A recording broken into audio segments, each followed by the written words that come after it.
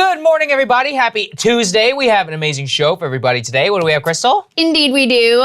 It is Election Day in the state of Virginia. That is what we are focused on. There are other elections going on around the country as well. We've got the closing messages from the candidates, the very last polls. This thing certainly seems to be coming down to the wire.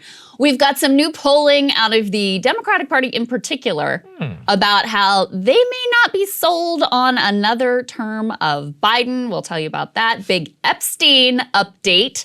The latest financial elite to be caught up in a scandal there. Jon Stewart, his new show, I got to tell you guys, I've been watching it. It's phenomenal. But he did an interview with banker Jamie Dimon. It's extraordinary. We're going to bring you some of the highlights of Stewart basically calling out Dimon to his face about what his actual priorities are. We got a great guest on today, Tim Mack. He's written a book. He's an investigative journalist. He's been focused on the way that the NRA has turned into an utter and complete grift, wildly divorced from the actual interest of their members. So whatever side of that issue you're ultimately on, it's a phenomenal look at the way that these DC institutions just become totally corrupt and self-dealing. But we wanted to start with the reconciliation negotiations. As I just mentioned, yesterday, Senator Joe Manchin, who, Joe Biden had assured us was on board with this deal, that everybody was aligned, all of these things, he decided to come out and give a press conference and basically pour cold water all over this entire deal. Let's take a listen.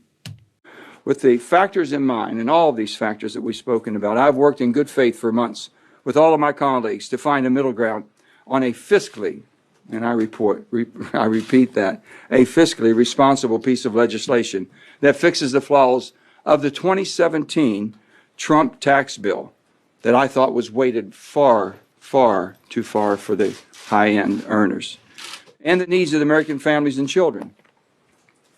However, as more of the real details outlined in the basic framework are released, what I see are shell games, budget gimmicks that make the real cost of the so-called $1.75 trillion bill estimated to be almost twice that amount if the full time is run out, if you extended it permanently, and that we haven't even spoken about. This is a recipe for economic crisis. None of us should ever misrepresent to the American people what the real cost of legislation is. While I've worked hard to find a path to compromise, it's obvious compromise is not good enough for a lot of my colleagues in Congress. It's all or nothing, and their position doesn't seem to change unless we agree to everything. Enough is enough. So he says, I'm open to supporting a final bill that helps move our country forward, but I'm equally open to voting against a bill that hurts our country. A lot of what he said there, I just find so disingenuous about the scoring of it and how much it costs. Of course, these same concerns never, ever raised about the size of our national security state, military spending, Pentagon budgeting. None of that is ever a concern. But suddenly in the moment you want people to have paid leave or childcare or universal pre-K, then it's, oh my God, I don't know if we can spend all this money. So you'll recall that progressives' position has always been, the one thing they've been consistent about is that the bipartisan infrastructure deal that people like Manchin and Kyrsten Sinema and others want has to be tied together with the reconciliation bill.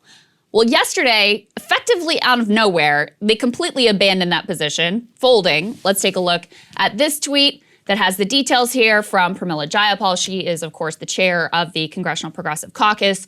She signals that Manchin's comments will not impact progressives, that they still plan to vote for the infrastructure bill and the $1.75 trillion plan. She says, the president says he can get 51 votes for the bill. We are going to trust him. We're tired of continuing to wait for one or two people. Just so you know how perplexing it is that they suddenly folded and changed position, because their position had always been, we got to actually get a vote from the Senate on the reconciliation bill before we move on the infrastructure package.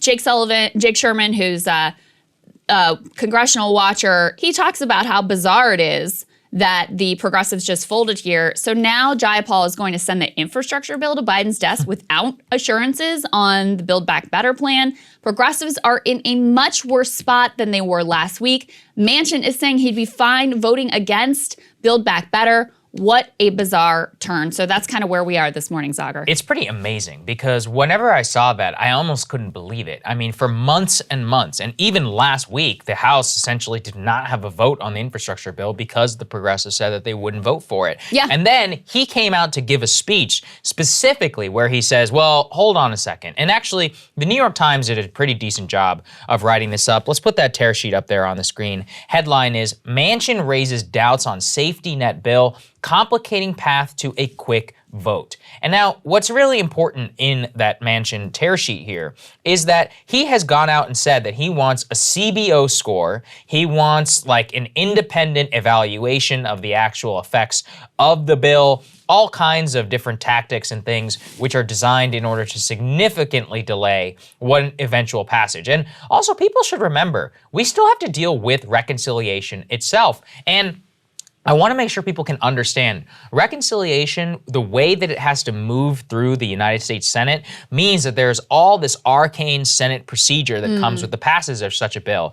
You have to have something called a voto-rama, where people are allowed to add amendments to something, which means that can take 24 hours or so. You have to have different committees move each individual piece of the legislation, part of the legislation, out of their committee, all of which a Republican can object to and make it take even longer. So we could be looking at a 2 to 3 to even possibly a month or more timeline on the bill itself, given Manchin's objections. But at the same time, he's demanding the vote right now on infrastructure. And of course, the progressives knew this, and they said, well, we're going to make them wait until they pass both bills. But effectively, they have given up all leverage. What stops Joe Manchin from saying, actually, yeah, I'm not going to vote for this thing now that we've gone ahead and passed my priority?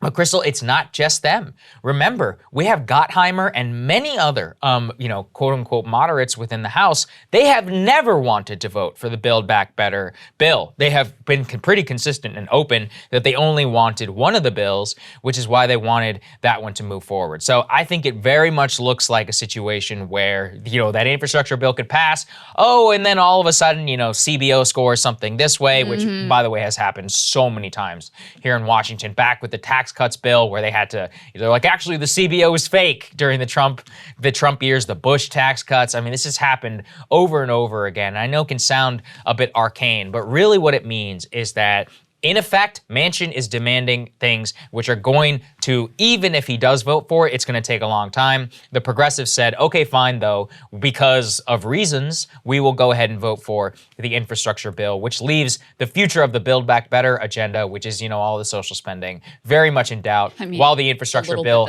is very possible. Yes, I mean, look, it could still pass. I have no idea. But yeah, well, okay, one more piece of the story, and then we'll talk about what progressives may be thinking here.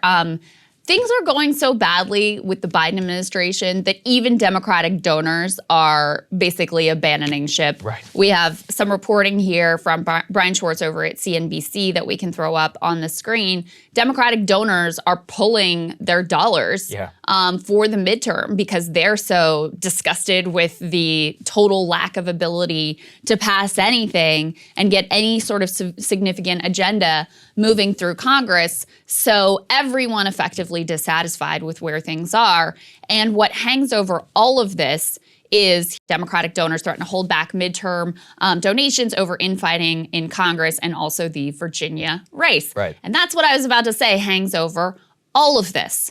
So it doesn't look particularly great for Terry McAuliffe in Virginia today. He may pull it off.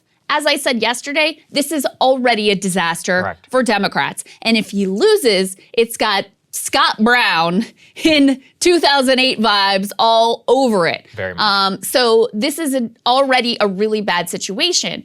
And progressives, being the scaredy cats that they are and hating anytime the media is like mean to them or has anything critical to say about them, they're worried that they're going to get blamed for a loss if Terry McAuliffe does lose in Virginia, that the blame's gonna be pinned on them. Why did you guys hold up the agenda? Why did you insist on having these bills tied together? Why didn't you vote on the infrastructure package last week? And so they've sort of preemptively folded so that they can avoid any sort of, oh my God, we can't have the media mad at us. Ryan Grimm made this point in a tweet that we can take a look at, basically saying that this has all of the hallmarks of progressives being fearful of being blamed for that loss, saying the CPC changing course and now pushing for a vote on both the bipartisan bill and reconciliation before Manchin is on board. Feels like a caucus cracking under the threat of being absurdly blamed if McAuliffe loses. Now, here's the other calculation here, Saagar, which is apparently Biden and Pelosi have really assured progressives that, look, Manchin is saying whatever Manchin is saying. He's posturing for the West Virginia, more red leading state for the home audience. But in the end, if this comes to a vote, he is going to vote for it, and so is Sinema. That seems to be what the message is behind closed doors. What gives them that confidence? I have no idea. That might be true. I mean, we have seen Manchin before sort of posture in this way so he can assert his independence from the Democratic Party, play to the home state, and then ultimately fall in line with what they want him to do. But, I don't have any confidence. I don't know why progressives have any confidence that that will ultimately be the case when it's been very clear that business interests are looking for any way they possibly can to kill the larger agenda. And then you still got Kyrsten Sinema hanging out there, and Lord knows what that lady will do when she's just looking for her next payday, seemingly. Yeah, correct. And this is the issue, which is that how can you possibly take the assurance unless it actually comes from the mouth of the two of them themselves? I actually tend to believe Joe Manchin whenever he speaks publicly, every single time. Anytime he's raised an objection, that objection has been legitimate in what he has been saying. So I don't know why they would say that, I have an assurance he's eventually going to do it. He literally said, I still may not vote for it. So I'm going to be inclined to believe him whenever he says that publicly because he has already done that in the past. And, look, all these closed door things, what good is the word of the president when he's not the person actually making the vote? What good is the word of Nancy Pelosi when she's not the one who is making the vote? So very tenuous ground on which to bet on. We are seeing a massive fold in real time in the public sphere. And, this whole thing about posturing, I don't believe it because 75% of the American people don't even know what's in this bill, or they know, quote, some of it, which essentially means that it's just like floating in the ether and nobody really has any idea. I mean, all of the politics of this have been completely ridiculous in the way that I think really everybody is handling themselves. And you are just seeing, once again, like a total collapse in fortitude ahead of, the holiday season and more. I think a lot of it just has to do with they need to check, on the scoreboard. They don't really care whether it's a good goal or not necessarily. And guess what? That is really going to come back to bite them in the future. Let me talk about a couple substantive things to your point there. Number one, if the infrastructure bill passes and the Build Back Better plan does not pass, that is a net negative. That actually makes climate change worse. So if that's your issue, and as progressives, they've always said no climate, no deal. If that's something you really care about, which frankly I think we should all be very concerned about, just passing the infrastructure bill actively makes things worse. So the scenario that progressives, the possible scenario progressives have set up here by caving potentially makes the climate situation even worse than it was before if just infrastructure passes. That's number one. Number two, we talked about Matt Bruenig has been all over analyzing the childcare proposal that is one of the few things that actually remains in the Build Back Better agenda. And he's found a major additional glaring issue with it outside of the fact that it's very likely to raise costs significantly by thousands and thousands of dollars for middle class families who, because of the way it's so complicated and it's means tested, et cetera. Another way that they made it complicated is by kicking the administration of it to the states. Well, we have been to this play before. We know that when Democrats pass social programs at the federal government, they say, hey, now states, you've got the chance to go and implement it. A lot of red states say, no, thank you. We're not going forward with this, even if it would dramatically benefit their citizens. Obviously, we saw this with the Affordable Care Act.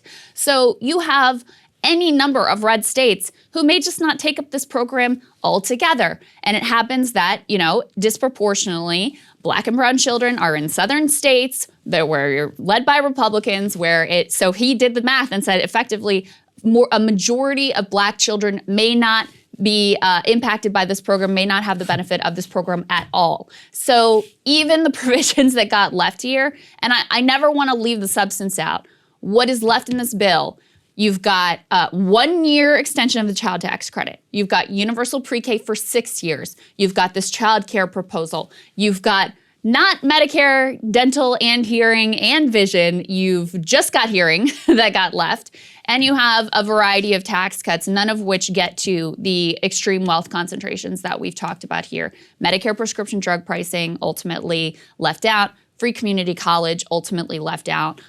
Climate provisions dramatically slashed. So the whole thing is incredibly uninspiring, and it looks like the progressive collapse here is being driven by the fear that they will be blamed for McAuliffe's loss if that does in fact happen today, which also I think gives you a sense of the total lack of confidence that Democrats have going into Election Day about Terry McAuliffe and Glenn Youngkin. Hey guys, thanks so much for watching. That's right. Just as a reminder, you can become a premium subscriber today. Watch the full show completely uncut, our reactions to each other's monologues. You get to listen to it. You get to ask us questions, all that good stuff. Link is right there in the description or at breakingpoints.com. Best of all, great way to say screw you to the mainstream media.